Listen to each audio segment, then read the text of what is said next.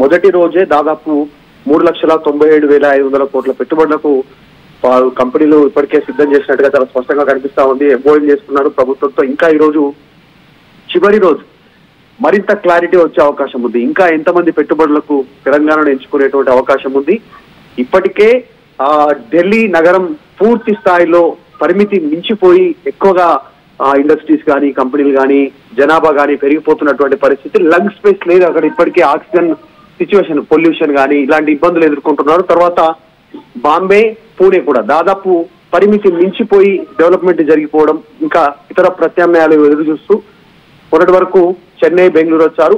ఆ సిటీస్ కూడా పెద్దగా అవడంతో ఇప్పుడు ఏకైక సిటీ, ఏకైక రాష్ట్రం డెవలప్ అయ్యేటువంటిది తెలంగాణ మాత్రమే ఉండడంతో దానిపైన దృష్టి పెడతా ఉన్నారు.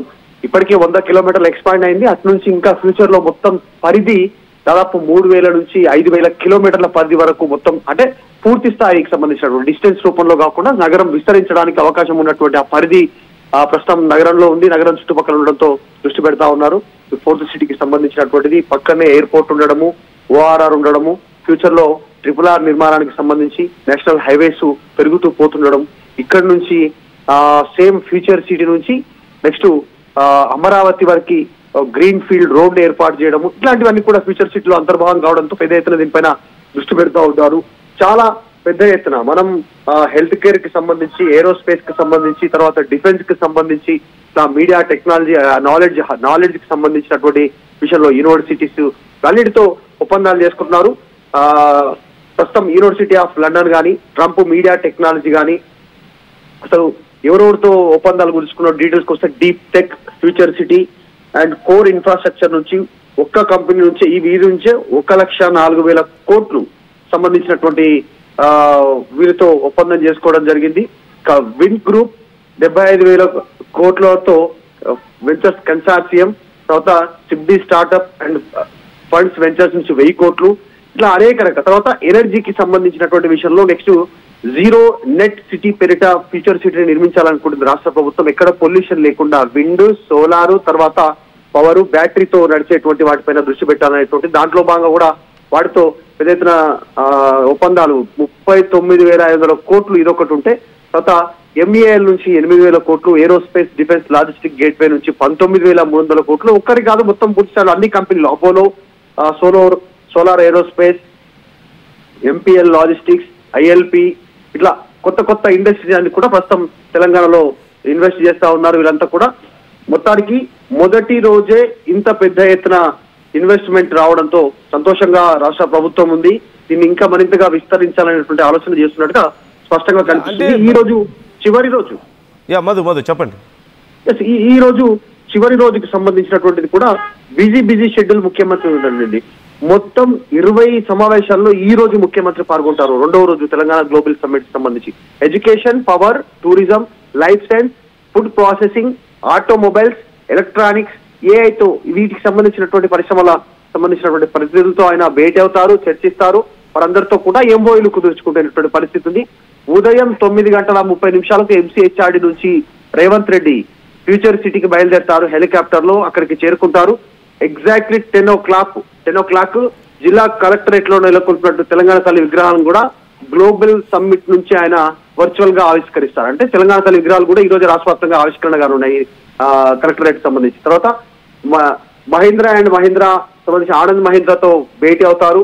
గ్రీన్ వెహికల్స్, రూరల్ ఎంటర్ప్రైజ్, తర్వాత ఈవినింగ్ షెడ్యూల్ వచ్చేసి విజన్ డాక్యుమెంట్ ఆవిష్కరిస్తారు. ఇది అత్యంత కీలకంగా రాష్ట్ర ప్రభుత్వం భావిస్తా ఉంది. వచ్చేటువంటి భవిష్యత్తును దృష్టిలో పెట్టుకొని తెలంగాణ రాష్ట్ర ప్రభుత్వం తెలంగాణ రైజింగ్ విజన్ డాక్యుమెంట్ ఇక్కడి నుంచి 35 వరకు కావాల్సినటువంటి సదుపాయాలండి. అటు నుంచి తెలంగాణ రైజింగ్ 2047 పెట్టుకున్నటువంటి దానికోసం కేంద్ర రాష్ట్ర ప్రభుత్వాలు రెండు కలిసి ముందుకు వెళ్తే దానికి కావాల్సిన విజన్ ఏంటి అనేటువంటిది. సో 2 దఫాలకు సంబంధించి మొత్తం తెలంగాణ రైజింగ్ విజన్ డాక్యుమెంట్ ఆవిష్కరణ ఈ రోజు సాయంత్రం జరిగే అవకాశం ఉంది. చివరగా డ్రోన్ షో, ఫైర్ వర్క్స్ తో ఈ కార్యక్రమం ముగిసేటువంటి అవకాశం ఉంది. ఈ రోజు కూడా మరిన్ని పెట్టుబడులు వచ్చే అవకాశం ఉంది. అంటే ఎవరెవరు రాబోతున్నారు ప్రముఖులు అన్నప్పుడు సీఎంలందరినీ ఇన్వైట్ చేశారు. అఫ్ కోర్స్ మీరు చెప్పినట్లుగా కాంగ్రెస్ అగ్రనాయకులు ఖచ్చితంగా వచ్చే అవకాశాలు కనిపిస్తున్నాయి. మరి మోదీని కూడా ఇన్వైట్ చేశారు కదా, మధు వస్తారంటారా? ఎగ్జాక్ట్లీ, అంటే పార్లమెంట్ సెషన్ నడుస్తా ఉంది. ఈ అంశానికి సంబంధించి చూడాలి మరి, ఎందుకంటే పార్లమెంట్ లోనే ఆల్రెడీ రాహుల్ గాంధీ ప్రతిపక్ష నేత ఉన్నారు, సోనియా గాంధీ ఉన్నారు, మల్లికార్జున ఖర్గే కూడా ఉన్నటువంటి సిచ్యువేషన్ ఉంది. మరి వాళ్ళ షెడ్యూల్ ఎట్లా ఉంది అనేటువంటిది ఇంకా క్లారిటీ రాలేదు. ఇప్పటికే మల్లికార్జున ఖర్గే లేఖ రాశారు అనేటువంటి చర్చ జరుగుతా ఉంది. అంటే రాలేము అనేటువంటి లేఖ రాశారు. సో మొత్తానికైతే ఇన్వెస్టర్స్ పెద్ద ఎత్తున తెలంగాణ వైపు దృష్టి పెడతా ఉన్నారు. మనం చూసాం ఫిలిం, తర్వాత కొత్తగా ఏఐ, ఎడ్యుకేషన్ కి సంబంధించి, మీడియా రంగానికి సంబంధించి కూడా ఆల్రెడీ ఫార్మా హబ్ గా తెలంగాణ ఉంది, తర్వాత డిఫెన్స్ హబ్ గా తెలంగాణ ఉంది, ఏరోస్పేస్ హబ్ గా ఆల్రెడీ తెలంగాణ ఉంది, రన్నింగ్ అవుతుంది, చాలా పెద్ద ఎత్తున ముందుకు పోతా ఉంది. వీటితో పాటు ఇవన్నీ కూడా యాడ్ అవ్వాలి. ఎడ్యుకేషన్ హబ్ కానీ, ఏఐ హబ్ కానీ, మీడియా సంబంధించి, తర్వాత ఫిలిం సిటీకి సంబంధించినటువంటి విషయాలు. ఆల్రెడీ ప్రైవేట్ ఫిలిం సిటీస్ ఉన్నాయి, పెద్ద పెద్ద స్టూడియోస్ ఉన్నాయి. ఇవి కాకుండా కొత్త ఫ్యూచర్ సిటీలో మరికొన్ని స్టూడియోస్ నిర్మాణం అయ్యేలాగా ఫ్యూచర్ లో భవిష్యత్తును దృష్టిలో పెట్టుకొని కొత్త టెక్నాలజీని అంతిపుచ్చుకుంటూ ఎట్లయితే ముందుకు పోవాలో సినీ రంగంలో కానీ కొత్తగా ఎట్లా అభివృద్ధి చెందొచ్చో ఆ దృష్టి ట్రంప్ మీడియాకి సంబంధించి నాగార్జున కానీ, అజయ్ దేవగన్ కానీ వీళ్ళందరూ దృష్టి పెడతా ఉన్నారు. దాంతోపాటు రిలయన్స్ ఇండస్ట్రీస్ అధినేత ముఖేష్ అంబానీ కుమారుడు అనంత్ అంబానీ ఆధ్వర్యంలో కూడా నిన్న ఎంఓయూ కుదుర్చుకున్నటువంటి సిచ్యువేషన్ ఉంది. వంతారా గుజరాత్ లో ప్రపంచంలోనే అత్యంత పెద్దదైనటువంటి ఒక జూ, రెస్క్యూ జంతువులను రెస్క్యూ చేసేటువంటి ఒక పెద్ద వంతారా అనేటువంటి సేమ్ అట్లాంటివి ఇక్కడ ఫ్యూచర్ సిటీలో నిర్మించడానికి ఎంఓయూ చేసుకున్నారు. సో ఈ రోజు కూడా ఇంకా చాలా పెట్టుబడులు వచ్చేటువంటి అవకాశం కనిపిస్తా ఉంది. Right, thank you Madhu, thanks for the details. మొత్తం మీద ఫ్యూచర్ సిటీకి పెద్ద ఎత్తున పెట్టుబడుల వెల్లువ కొనసాగుతోంది. ఇప్పటికే 4 లక్షల కోట్లు వస్తే ఈరోజు మరింత పెట్టుబడులు వచ్చే అవకాశాలు కనిపిస్తున్నాయి. అలాగే దేశవ్యాప్తంగా అన్ని రాష్ట్రాల ముఖ్యమంత్రులని ఈ కార్యక్రమానికి ఇన్వైట్ చేశారు.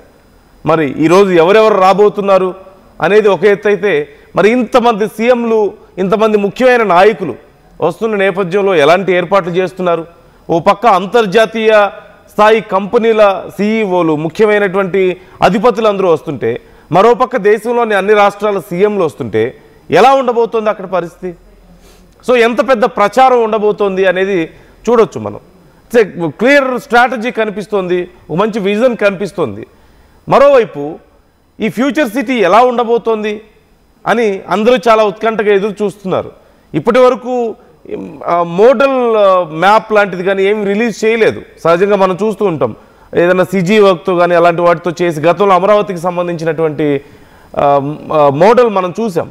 ఇప్పటి వరకు ఏం రిలీజ్ చేయకపోయినప్పటికీ బట్ సింపుల్గా గవర్నమెంట్ చెప్తుంది ఒకటే, పొల్యూషన్, వరదలు లాంటివి లేకుండా ఒక సేఫ్ ప్లేస్ అయి ఉండాలి.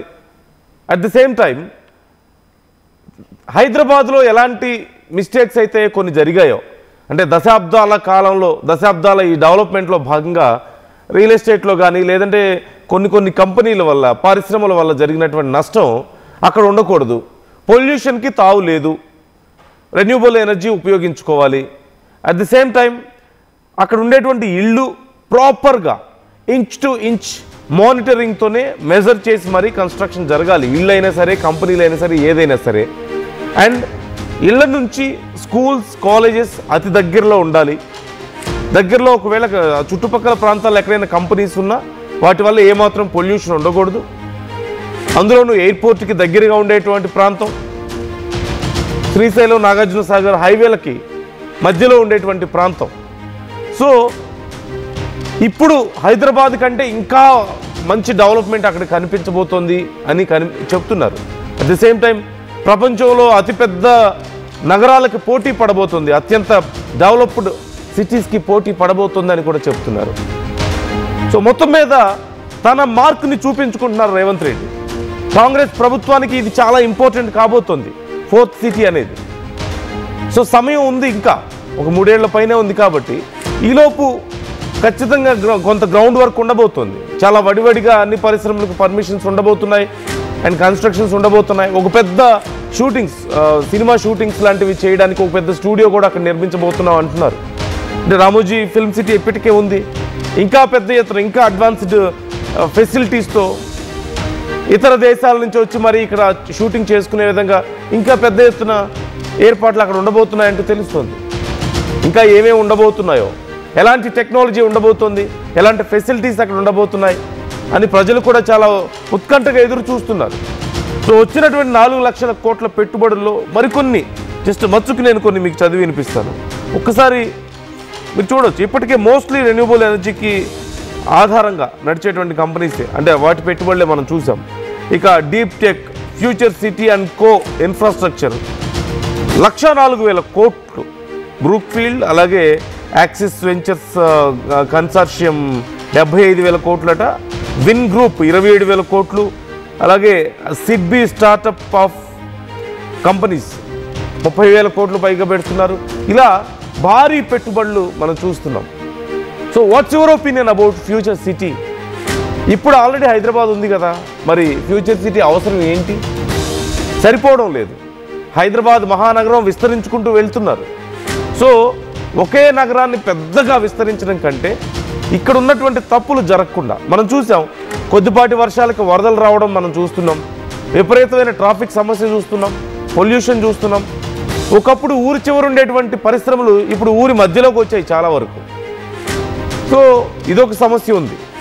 సో ఇలా చాలా సమస్యలు ఉన్న నేపథ్యంలో ఈ సమస్యలన్నింటినీ అధిగమించి, ఈ సమస్యలు ఏవి లేకుండా మరింత క్లియర్గా, మరింత స్ట్రాంగ్గా ఫ్యూచర్ సిటీ ఉండబోతోంది.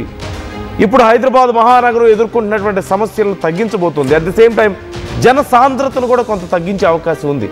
అంటే హైదరాబాద్ మహానగరంలో ఇప్పుడు 1,30,00,000 మందికి పైగా, అప్రాక్సిమేట్లీ 1.5 crores ఉన్నారు ఒక్క హైదరాబాద్ సిటీలోనే. సో ఒకే చోట ఇంతమంది ఒకే చోట ఉండడం, లేదంటే అన్ని కంపెనీలు ఒకే చోట ఉండడం, అన్ని పరిశ్రమలు ఒక దగ్గరికి రావడం, దీనివల్ల ఒకే చోట కాన్సన్ట్రేట్ అవ్వడం వల్ల డిస్ట్రిబ్యూషన్ అవ్వదు, డెవలప్మెంట్ డిస్ట్రిబ్యూషన్ అవ్వదు. కాబట్టి హైదరాబాద్కి ఆనుకొని పక్కనే మరొక సిటీ ఏర్పాటు చేస్తే, గతంలో ఆల్రెడీ ట్విన్ సిటీస్ మనం చూసాం, అలాగే ఇప్పుడు మరొక సిటీ ప్రత్యేకంగా 4th సిటీని ఏర్పాటు చేయాలి అనేది, ఫ్యూచర్ సిటీని ఏర్పాటు చేయాలి అని రేవంత్ రెడ్డి భావించారు. ఏర్పాట్లు వడివడిగా జరుగుతున్నాయి. What's your opinion about this? ఎలా ఉండాలని మీరు అనుకుంటున్నారు? ఎలా ఉండబోతోందని మీరు భావిస్తున్నారు? కామెంట్ చేయండి.